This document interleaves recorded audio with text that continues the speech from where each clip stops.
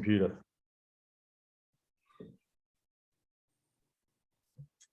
Kia ora koutou, and welcome to another episode of South Pacific Muscle.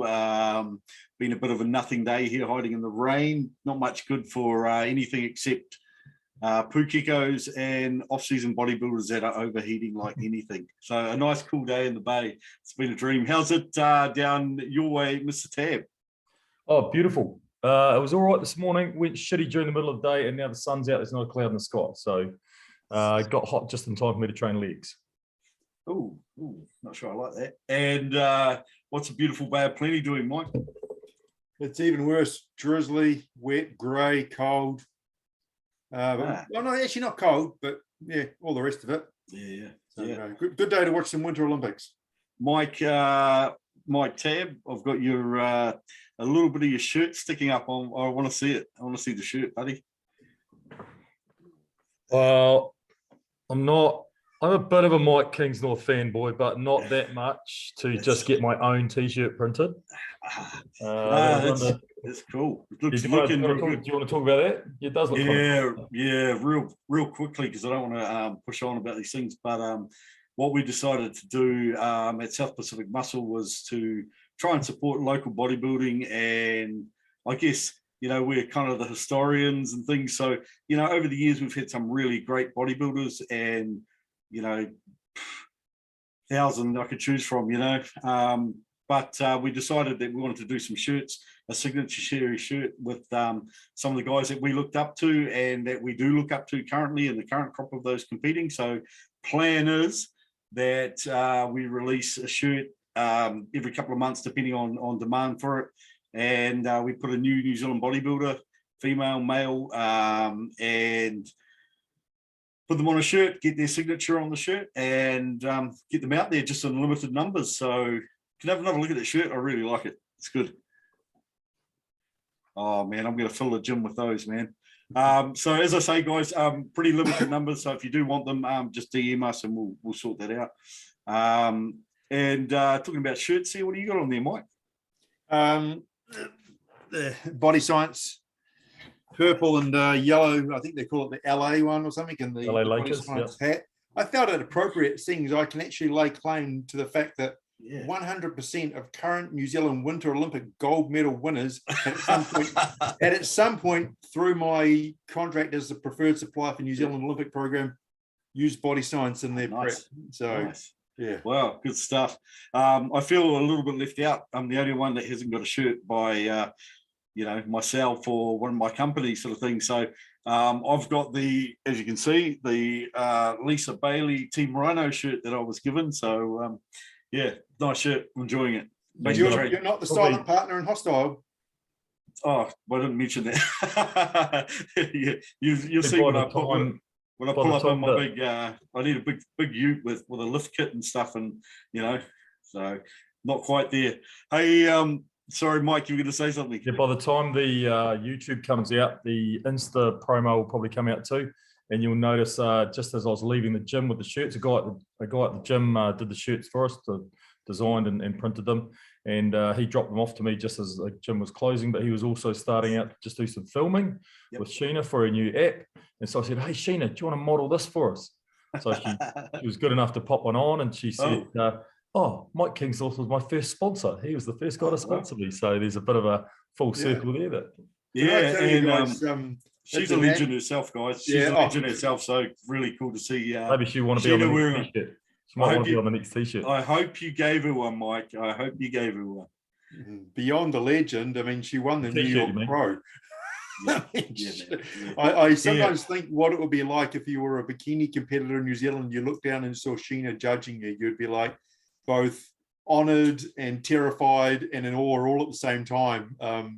You know, I keep telling you, man, you got to be judging more, because just the feeling for those females up there seeing her judged would just be like Greg Murphy giving you bloody driving tips. Just, hey man, I still feel like that even in New Zealand shows when I look at the judging panel, and I look down there and think, holy shit, there's Shane. Yeah, he looks really good at the moment. There's one of the O'Malley boys. Oh man, remember him on stage? He was phenomenal. And I'm looking down and you got Mo in there, and you're like, holy fuck, we've got a guy who's been on the Olympia stage. and I'm standing up here in my fucking undies doing what? Yeah, so pretty cool. You know, and even with the NABBA guys, I didn't realize this until just recently, Mike. NABBA president, throw a name at me. Jim Pitt. I had to look up, and there was some. There are some bodybuilding photos of him, and he was quite a handy bodybuilder. I've always just known Jim Pitt as Jim Pitt, you know, because he looked the same for the last 25 years. And the suit and the, you know, the hair, and you know, these Jim Pitt. But yeah, he was apparently quite a handy bodybuilder himself. So on both, you know, NABBA and NZIFBB, when you're looking down as an amateur and not having been on the pro stages that you've obviously been on, Mike, but you kind of feel like you're walking amongst the legends a little bit, you know. So yeah, but hey, as an amateur and as a pro, let me tell you, I remember back in 2009, I was at the Nationals, and I'm standing there having a conversation with Joe Olberg and Dan Hibbs. Yeah. And I'm sitting there saying to myself, holy shit, that guy's Mr. New Zealand. Holy shit, that guy is Mr. New Zealand. And I'm excited having conversations with these guys, you know. So and it's still, I remember when I won it, and I'm not exaggerating, not a word of a lie, for a year I got goosebumps every day when I would think to myself, holy shit, I'm Mr. New Zealand. So I'm still the biggest fanboy of all. I can tell you what Dan posed to in 1996 when he won the juniors. I can tell you what Mo posed to in 2004. You know, it's like, hey, has anyone got footage of Mo when he won his pro card in Lebanon? Because I've never seen any of those photos or anything from. I would have loved to have seen what he was like when he actually won his pro card. You know, I'd imagine he'd be pretty mind-boggling because he'd already won some California titles and that, right? I'm sure he wasn't shabby, because I think it was a couple of weeks later, it might have been, when he did the New Zealand show, and he looked pretty handy. So, you know, it's funny thing with Mo is that he always posed his arms and showed off his arms and talked about his arms. But I remember winning that show, and when he did 2008, it was like, man, his legs were like freaking tree trunks. It was like, you know, he underestimated, in my opinion, and I've told him many times, his own legs. They were just thick. They weren't sweepy, but man, they were thick. So, yeah. Oh, well, the lofty heights. So we'll get those shoots out. But we've done a lot of them in oversized too, which, you know, as I said, we're about to head into our topic, which is a bit about bulking, and those oversized shirts are just gold when you're bulking, man. You don't get that. You don't get that tuck under your arms, and you know. Oh, yeah, it's horrible. So reason I want to touch on bulking was actually I just need some help here, guys. I'm about, I don't know, I must be 6-8 weeks into a decent bulk. But for the last 3 weeks, I've been pushing pretty hard. And I've got to the point I'm waking up in the morning and I'm not hungry, you know, and I'm in the gym and I feel full. I feel like I don't want to move. But my workouts have been absolutely amazing, absolutely tearing them apart. So performance is really high, but energy levels are really low. Desire to think about anything bodybuilding related has dropped right off. And yeah, I'm kind of wondering as I hit those workouts, you know, have I got it to do this for another year, you know, to push this hard? And then I thought, look, you're only 3 weeks into this bulk. I was planning on bulking for another 7 out the other side. But I'm wondering when you hit that horrible, uncomfortable phase. Is it just a case of, hey man, you've got to enjoy you've got to learn to live with or bear or enjoy feeling discomfortable all of the time to push through. So I want to put it over to you first, Mike Kingsnorth, just to get some feedback on, you know, when you've had to do those bulks and really sort of push yourself to try and get some sides. Play the game. The problem a lot of guys do is they overbulk straight away. So they go from, you know, a calorie deficit to, you know, 1,000 calories over or whatever. It's like, you don't have to go crazy. Start with like 200 calories. I know people say you got to be over 500. Start with 200, because your stomach, when you're dieting, shrinks. So you're trying to force all that in, and then you're going to stretch your gut out, and it's going to be uncomfortable. But there's no rule that says you have to do 500, 1,000. Start with 200 for a week, then just creep it up, and accept that you're going to get used to it as well. But also you're going to get to the point where it's not enough, and you're going to be having, you know, 1,000 calories above, and you know, you got to suffer for a couple of weeks in there at least, or probably 4, and then you're going to be hungry. You're going to be going, man, I can't get enough food in. is also, you know, we take deload weeks off training. So you're not there yet, but at week sort of 6 or 7, deload on your food for a week, just cut back. It might be drop one food meal, replace it with a WPI shake, which is still going to give you that protein hit, but being watery is, you're not going to feel loaded up. It's just that one meal a day, man, it'll change your life. You just feel comfortable for a week, and then you can just push it again a little bit. It sounds really good. It sounds really good right now, because, you know, like, it's the whole day and you're just like, you know. And I'm kind of, you know me, I like to dig in and go, fuck, this is a challenging part. You really hammer down on it and just keep nailing it. But I'm also another mind going, do I really want to do it? And I think that's just a challenge. For shits and giggles, let me tell you, when I first turned pro and I was going hard out and putting size on, like, I was growing like a weed, you wouldn't believe it. My last meal of the day was a full cream milk ice cream with a banana and ice cream added in there. It was just nuts. It was the most calorie dense, you know, shake of the day. You probably remember this. Do you remember a former Mr. New Zealand who decided he really wanted to bring the size up, and he added 4 pies to his normal diet? Extra 2,000 calories. And you certainly know who this is, but I remember he did it, and I had a conversation, and he said, I got my, you know, like, fuck, I put it on the size, man, but I went and got my bloods done, and my cholesterol was the highest reading that the doctor had ever seen. Wow. And he said that within 2 weeks it had come back to normal, because he just cut them out of the diet. But that's a pretty extreme way of getting those extra calories. If you really want a Burger King double whop with cheese is 998 calories. And I remember when I was working at Bedpost 20-something years ago, Matt Clark would order one, but with a Diet Coke. Don't want to break that 2 calories he had spared for 1,000. It's the funniest shit, yeah. Hey, look, we've all done it, man. Like, when I was a student, and we were trying to bulk, and we couldn't afford, you know, massive amount of food. So we'd buy the white bread, Mike, and then get the $1 mince and cheese pies from Georgie Pie, and then make the sandwich. We now know that it's not dirty bulk. That, you know, you put the fat on, you've got to take the fat off, and that gets harder as you get older. So just be a little bit smart. Don't be.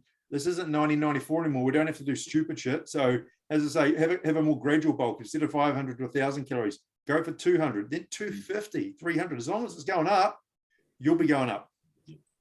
Mike, your thoughts? Yeah, I did the same in my 20s.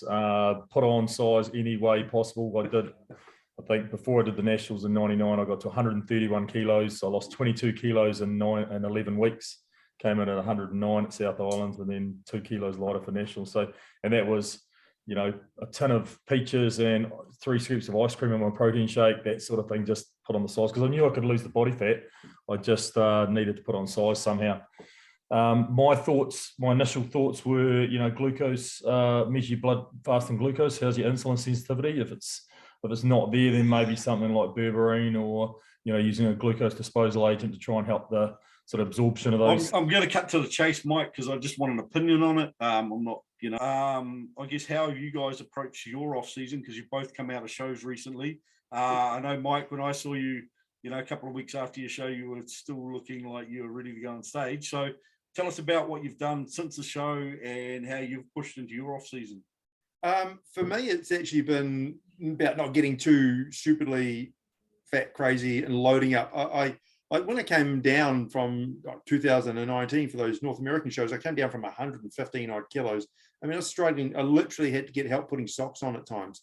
And we realized, you know, I don't need to go that big. So last time I come down from about 109, 110, it's like, well, I'm still within the actual classic body weight. I just have 3 meals and a shake a day. One of those meals I'm having no carbs in it. So I'm staying clean and lean, because I just want to be healthy until I decide what I really want to do. I mean, I'm theoretically retired, but who knows? I never say never as well.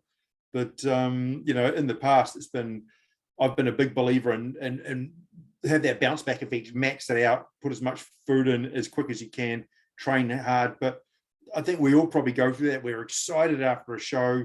We're blowing up. We're looking at the photos and whatnot. Then about 4 weeks out, we're going, man, I'm over this. And so you've got to try and use that 4 week space, put as much, I guess, bounce back into it, because you're going to probably take a couple of weeks off, have a deload, I'm looking after the joints. The knees are still giving me a bit of grief, so I'm not doing anything crazy heavy or whatnot.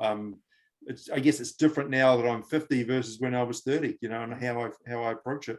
Yeah, definitely. I think that's probably something that we're all quite conscious of now, that, you know, even when we want to put on some size, how much weight do we really want to be carrying around in the off season? And, you know, like I'm feeling big now, and I'm only, you know, up and around 104 in the morning. And, you know, at times I've been, you know, when I've been training and competing, I've been sitting around 110. I'm like, if I add another, you know, 6 kilos, how am I going to feel? And I kind of answer that question because I know how it feels being that heavy for me. Yeah. And I certainly know that if I feel that physically, that's having a toll on my, you know, my heart's obviously working a lot harder. And so how much of that do you really want to do once you've got the muscle you've got and you're sort of competing in a class rather than trying to push and progress? And it's where you put it on too. I mean, I just seem to stack more and more fat on my back as I get older. And so I've got to take that off. And, you know, I tell you, from 2019, 2021, by staying that little bit lighter, my waist was about 3 to 4 centimeters smaller. And it's like, well, that has a massive effect for your onstage presence. It makes your thighs look sweepier. It makes your shoulders look wider. So size for the sake of size. How often we've seen, even in the open division, guys just keep getting bigger and bigger and bigger. And then there's that moment where it's just like, too big. And suddenly they're Nasser El-Somebody coming 13th or something going to show when they were potential Olympia winners. Yeah. It happens a lot, I think, in 212.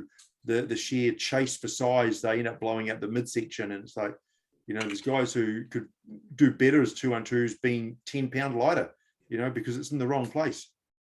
Steve Kluko's kind of done the same thing, apparently. He said he's coming into this show 10 pounds lighter than he did last time.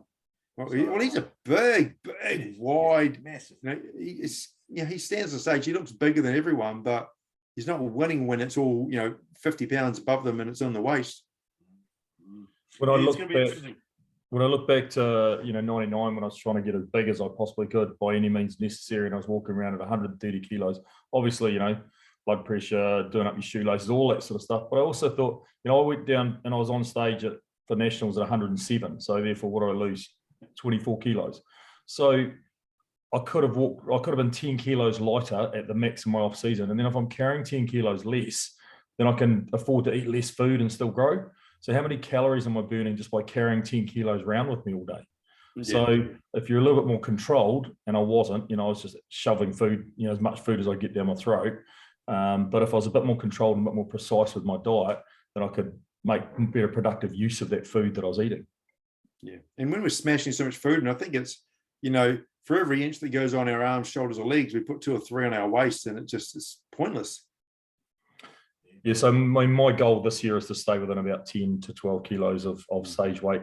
I came down 16 or so last year, and surprised a lot of people in the gym that I actually looked like a bodybuilder when I got lean. So I'd like to at least look a little bit more like a bodybuilder in the off season, and then it means my prep can be a little bit more moderate. I don't have to really kill myself as much, or I kill myself just as much and come in more shredded. So either way. Yeah.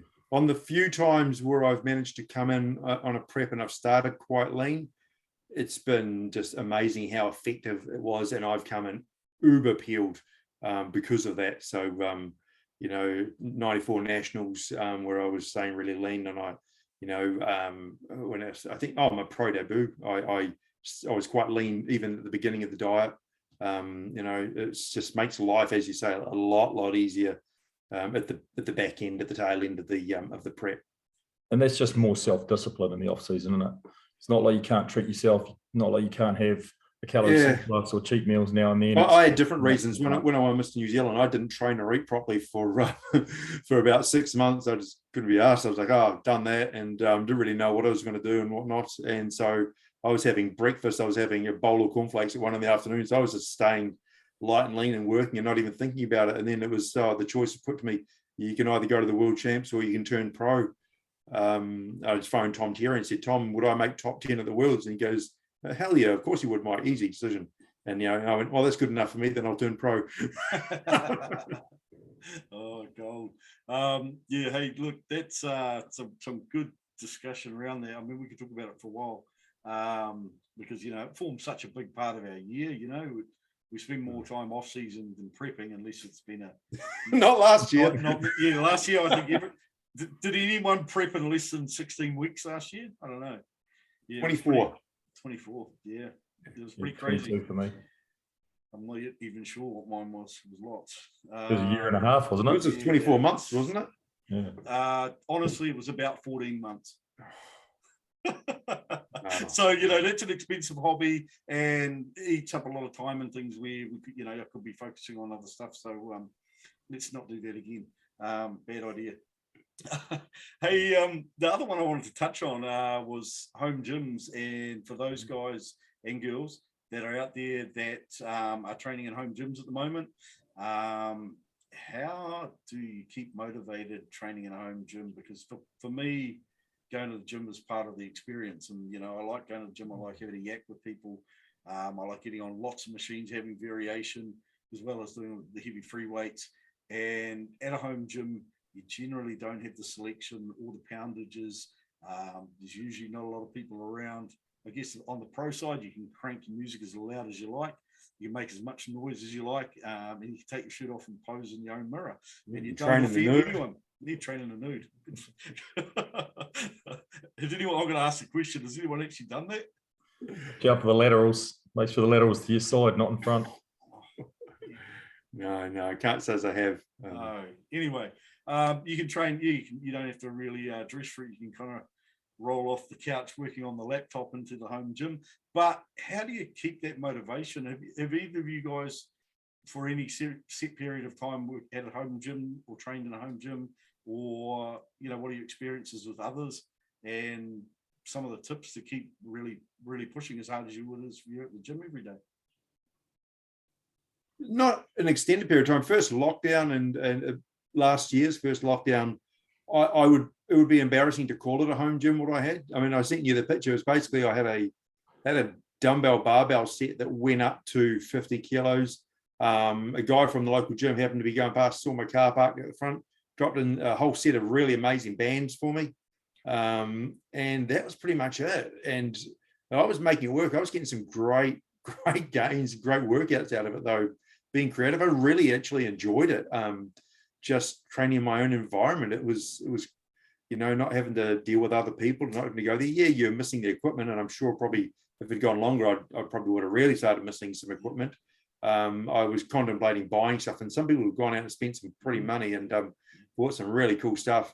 You know, I used to sell home equipment back in the day. So if you'd asked me 15, 16 years ago, I could have told you the sales pitch lines, convince you, yeah, you're going to have the best workouts of your life and be Mr. Olympia if you wanted to train at home. But, you know, the reality is with a lot of the home gym equipment, it's not manufactured to the same standard, the canvas and so forth as the commercial stuff. So it's not going to feel as good, but then, you know, and, you know, you're not going to have out of curiosity, because most people won't comprehend this, but to get let's say a Smith machine and a leg press, if you had to buy that and you bought it commercial grade, not commercial grade, if you bought it for home gym, what would you be paying for a leg press? What would you be paying for a Smith squat? You'd probably in the leg press be getting in, I would expect that you'd probably go for one of those ones where it folds and becomes a hack squat as well. I think Steve Orton's got one in his back garage. He used to have the tiny little home gym going home and use it. But you'd be talking probably, if it was new, up in the sort of $4,000 mark. Smith machine, probably, you know, 2,000 thereabouts. All depends. There's quite a few to choose from. There's some really impressive pieces out there. Yeah, shit as well. Mike, if we went to the commercial equivalent and you had to go and buy, say, an Arsenal strength or you know, a hammer piece of gear, Smith machine and a leg press, what sort of coin are we talking? What's the difference to get that quality? Got the price lists from Arsenal somewhere here on my desk, but I have a pretty, as you've seen, a pretty untidy desk. Yeah. Arsenal's actually, if you're buying direct off them out of the US, some really sharp pricing on equipment. The issue is then you're paying for shipping and it takes up a lot of room. But it's it was a fair penny still, but it was more than commercial, but sorry, more than retail, but not as much more as you might expect. Okay. So you know, but you'd have to be hardcore as hell to go to that level, because these are designed to take not just the loads that we put on there, but the amount of use. We're going to use it once a week, twice a week, if it's a leg press, for example, whereas a leg press at City Fitness is getting used 60 times a day or something. And so those bearings are designed to handle that, and you probably don't need to. I mean, tell you the funny story is, Darren Onakawa, when he won Mr. New Zealand, he used to work for Elite Fitness as I did, and then Rotorua, and he would train in the shop after closing. And that was all home gym equipment. He got a couple of commercial pieces put down for potential customers, but he trained on home gym, Nautilus home gym equipment in the shop. And it's nice. Hey, I got offered a Polaris Hex Squat. Do you remember the Polaris vertical Hex Squat? Yeah, no, fully vertical, man. Like my knees remember them more. So I got buried on 2 plates aside. The most I ever saw anyone do was Derek Pomana do 3 plates aside, or maybe 4 plates, and he was a guy that was squatting 380. So beautiful bit of machinery, but really humbling. Anyway, they had one of those and they chopped it down to 45 degrees, and absolutely perfect. So my favorite hex squat I've ever used. And I went and saw the guy about it, and I said, "Where's that hex squat gone?" He goes, "Oh, it's in storage in a garage. Do you want to buy it?" And I went, "Yeah." How much? And I was expecting a moonbeam price because it's an amazing bit of kit. And he said $300. And I went, I haven't got a garage. So as soon as I've got a garage, I'm going to buy that bit of kit. And I won't have anything, but I'll have a hex squat. I'm sure you've probably got a mate with skinny legs who has a garage. I'll have to have a look. But yeah, no, I thought that was an amazing deal. But I imagine the price of, say if you went and bought some hammer strength gear, or you went and bought some Arsenal strength gear, or I told you the story about Gary at the Olympic Gym and replacing all the gear. Yeah. So halfway through the 3 to 6 months, he'll have everything redone. He got a credit with Life Fitness for, I think it was 1.2 million or something like that. So I went through like a kid in a candy shop going, "Oh, we'll have a plate loaded incline hammer strength, we'll have some Cybex leg gear, we'll have." So, and I didn't look closely, but he had everything that's currently in his gym was itemized with a retail and a wholesale price. And I think the wholesale kind of came to that 1.2 million. He's getting all hammer strength plates and blah, blah, blah, all that sort of thing. But I seem to recall those big bits of kit being somewhere around the sort of 20 grand kind of level. So, Good money. Don't quote me on that because I could be wrong. But so what other things do you do other than buying, new bits of kit and treating yourself? What other things can you do if you're training in a home gym? You really want to keep just on the kit before we move on. A client of mine in Queenstown is unvaxxed, so he can't get in the gym, but he wants to prep for a competition sort of partway through the year. So we're about, which he won't be able to go to. Well, I think he's sort of realised that he's just going to have to. So I think he's had his first dose now, but he about sort of 6 weeks ago when we started together, he bought himself from Elite Fitness. He bought himself a big sort of multi gym with a Smith squat and a cage and the works, and I think that cost him sort of 3 or 4 grand, and with bands and things he gets some pretty good. Obviously he's got plates, and he misses the dumbbells a little bit. He's still waiting on some more plates to arrive, that sort of thing, but he actually prefers training there for the most part. I mean, really legs are kind of what you miss out on. And during the second lockdown, I went and trained in the school gym, and there's about 140 kilo plates there, and there's a squat rack and an incline bench, and there's a cable crossover. But it was mainly the leg gear that I missed. So not being able to sort of leg press, hack squat, that sort of thing, quad extensions, hamstring curls, that sort of stuff. There's some really creative stuff coming there. I remember seeing a Facebook advert or whatnot for a piece that you could attach to side of your standard piece of equipment, like one of the poles or whatnot. And it had a cable that came off, and when you pulled it, something internally was getting tighter and weaker and tighter and weaker. So it created tension, but it was an increasing, I guess, dynamic level of tension without any part moving on the whole equipment. And there's just some really crazy, as you say, you've got your mate there that's bought a Smith with a whole bunch of bits and pieces on there. There's some stuff you can buy for a home gym that, there's better than some of the stuff we were starting on back in the 90s. So I can tell you that. And it would fit in your garage comfortably, and you could probably park the Mini in there as well. Yeah. It kind of, it sounds tempting to have that as something you can use when you just want to go and train. You don't really want all the, I've contacted the insurance company to try and grab a few bits and pieces from Olympic before it heads out of the city. Sort of as is, where is, you know, you don't have to transport it, give me a cheap price on it, just so that I can have maybe a squat rack and a cable cross and a few plates and an incline at home, just in case we go into lockdown again. You know, you can muddle through for a few weeks. Yeah, they'll love you. That's a win for them. They expect probably to write it off. And so if they can get anything back and have less of the headache of even having to deal with it, I think the Life Fitness are going to take it all back and refurb it and sell it secondhand. So, but I mean, if they don't have to ship it anywhere, then maybe, you know, who knows? And Gary's, what happened to it? The powder coating was kind of munted on it, so it either all needs to be repowder coated, and then there's business interruption insurance and all sorts, or they actually agreed to just sort of replace it all. Yeah, he's got an exclusion so that they can't sell it to anybody within 150k radius. So, you know, the next door neighbor can't sort of buy it all, set up a gym right next to him. Because, yeah, it looks a bit shabby and it makes the gym look shabby. So it does need to be sorted, but it's still perfectly workable. The equipment's all fine. So I've sort of said, you know, can I grab a couple of bits for at home, a couple of bits for school? Delane wants a couple of bits for the police gym, and those are all sort of non-commercial entities. So he shouldn't have too much of a problem with that. Oh, Gary's pretty good to us anyway. He doesn't mind. I mean, we're not in competition with him, so I just got to sort of negotiate that with Life Fitness when they sort it out with the insurance company.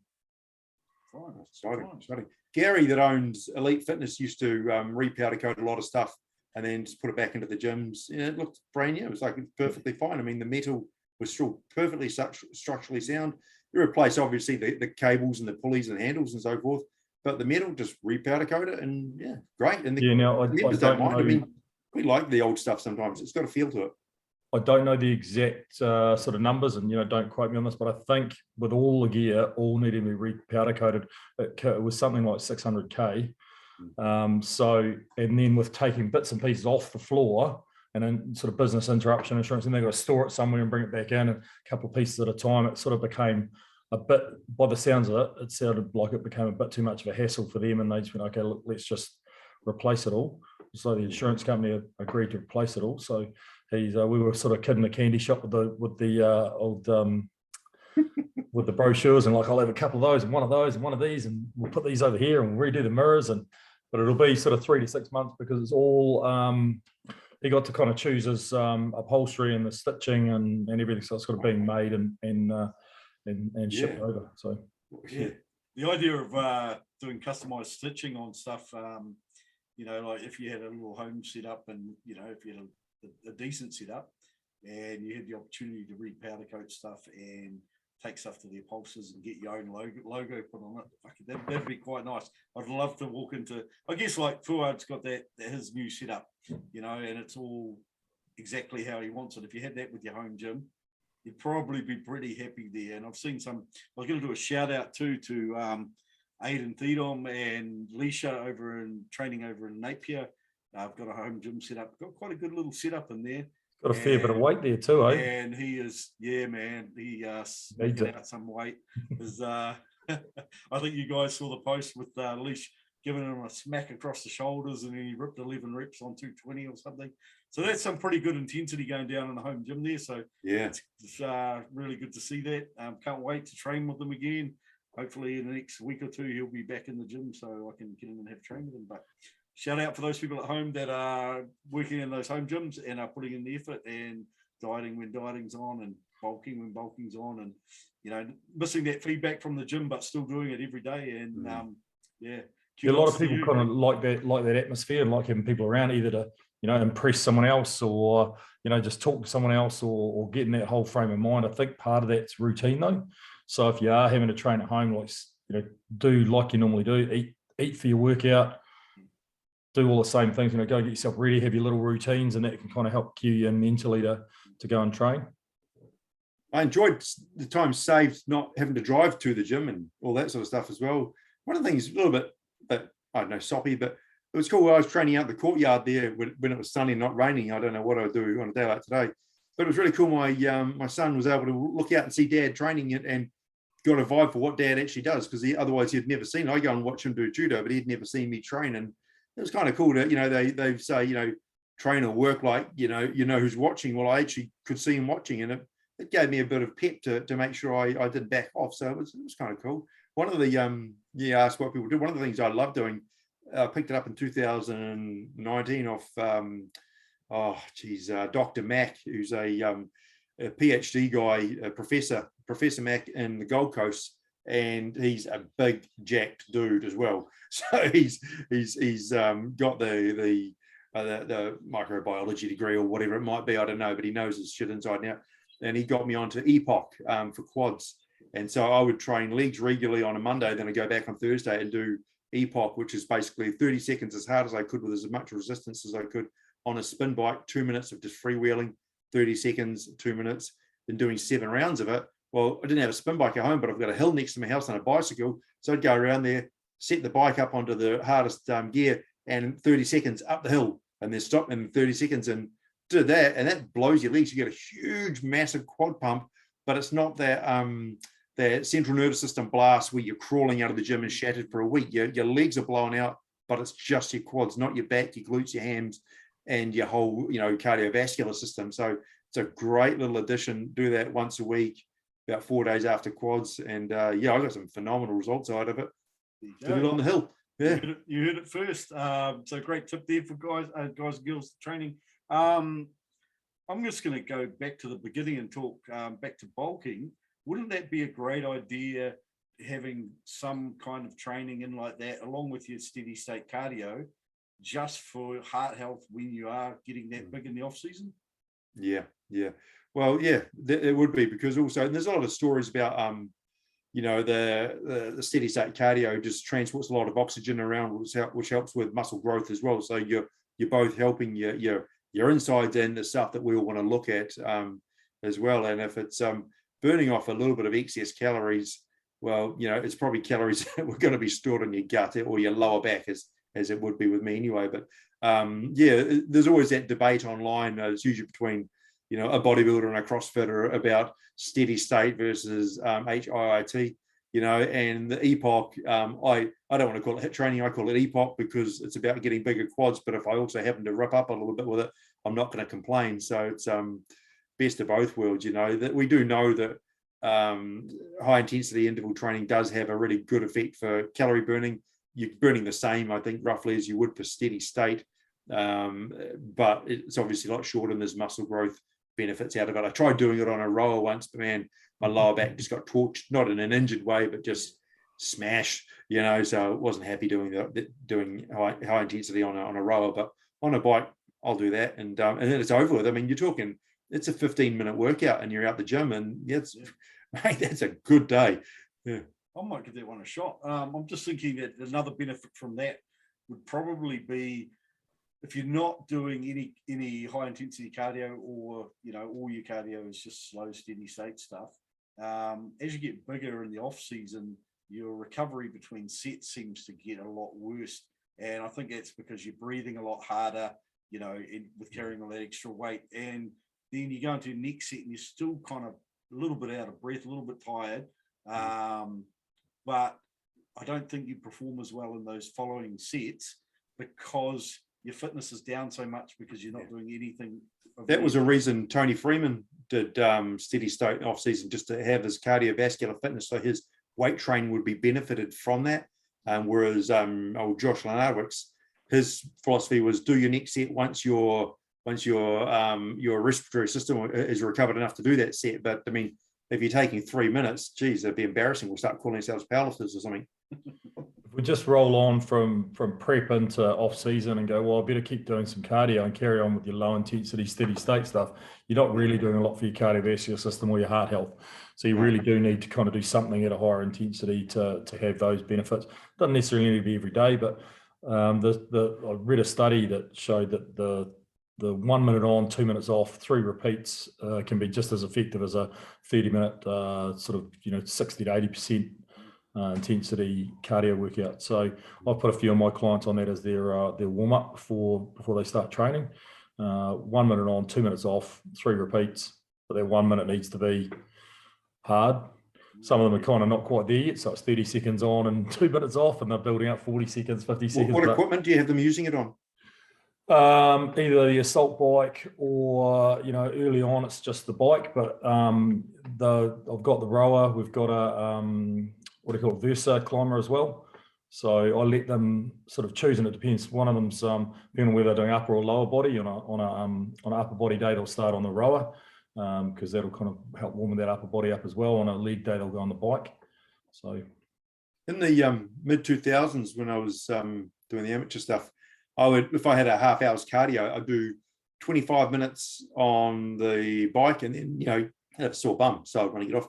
And so I'd wrap up, go over to the boxing bag, do a minute of the bag, minute off, minute on, minute off, do 5 rounds, which is 10 minutes in total with the minutes off, and then go and step onto the treadmill after that. And of course, you're blowing out, hitting the bag. I had a bit of a boxing background before I was into bodybuilding and surfing and whatnot.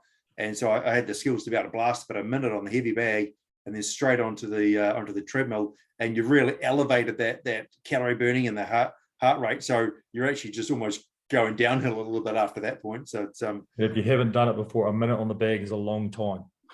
yeah. Followed by a minute on the floor, it was. Unless, of course, you're one of the guys training for MMA out there, because I went and I was very lucky to have the opportunity to watch a couple of guys watching a guy who's prepping for King of the Ring in next week, and my young fellow there, and they were doing these bag drills over and over and rep after rep and harder and faster, and I was just sitting there going, fuck, do these guys ever stop? And it speaks to their fitness, not absolutely not hard, just they are fit. Yeah, but so their fitness on the bag is certainly something a lot more than ours. Hey, the other one I saw recently was, I've seen a couple of people on treadmills carrying either sandbags on the shoulders or a weighted vest on the treadmill. What's your thoughts on treadmills and adding weight? I'd rather just make it steeper. That way you're going to target your glutes a little bit more. You're adding weight, you're putting more load on your ankles and tendons and knees and hips, and it's not going to do as much. I mean, the reality is, if you're walking up a real hill versus walking up a treadmill, you've got to remember, when you're walking on a treadmill, the floor is actually moving, so it's doing the work for you. You're really just actually walking up and down in the same spot, and the floor's moving. And I'm telling you, because I used to sell treadmills, you know. But you want to walk up a hill, you're having to actually propel yourself physically and move that body weight, that 90 to 100 kilos up the hill. That's a lot harder. And up a hill, you're going to get the glutes tightened up because they're getting hit. So I know, you know, it's kind of silly. When we're in Tauranga, when you sent us up that to go and have a look at that park, yeah, man, there's some hills in there. My calves were blowing out. I was like, holy shit! Mike. You must have done this in your prep, not off season. Oh yeah. There's a flight of stairs along from here. It's 153 stairs, and I would have climbed it. You know, I worked it out once. It worked out to be thousands of reps on those stairs. When I lived in Auckland, I lived in One Tree Hill at one point, and I walked to the top of there. The first time I got to the top of there, heart rate was 152 by the time we got to there. And I mean, I know we're not in the mountains, but I swear the air was rarefied up there, right? Good times. Yeah, I'm a big believer in hills. Hills are great. Yeah, they're fun. And they're fun too. When I was just like, I can't run anymore, my knees are shot. But while I was still trying to run, I'd go from I'd power walk to the bottom of stairs. I'd run up and walk down with soft knees to keep the pressure off, and run up and walk down. So you feel like you're having a real cardio workout. Yeah. You know, as good as running. In fact, your heart rate's getting higher. And then I'd power walk home again. But when I couldn't run on the flat because it would sort of, you know, my knees would blow out, but I could still do the stair sprints. So then that's still in the distance. How do you get down soft knees? Because man, walking downstairs, especially the steep mountain, my knees just hurt. Just making sure the pressure's coming through the muscles and the tendons as opposed to straight through the joints. You know, I've got a real stop-starty run. Like my heels are out in front of me, and every step when I run would be stopping with my heel and then sort of rotating over it, as opposed to that kind of skipping run. You know, you're supposed to have your toes just skipping through underneath you. Yeah. So compared to my sort of flat running, it was significantly better. That must be how Constable Delane was able to chase you down. Well, I wasn't running too fast. Right. Some good stuff there on off season, guys. So thank you for that. Mike, always appreciate having you on the show. So thank you once again. We'll get some info up about those shirts up on the gram. And until we catch up with you next, stay safe, enjoy your training, and we'll see you later on. Take it easy, everyone.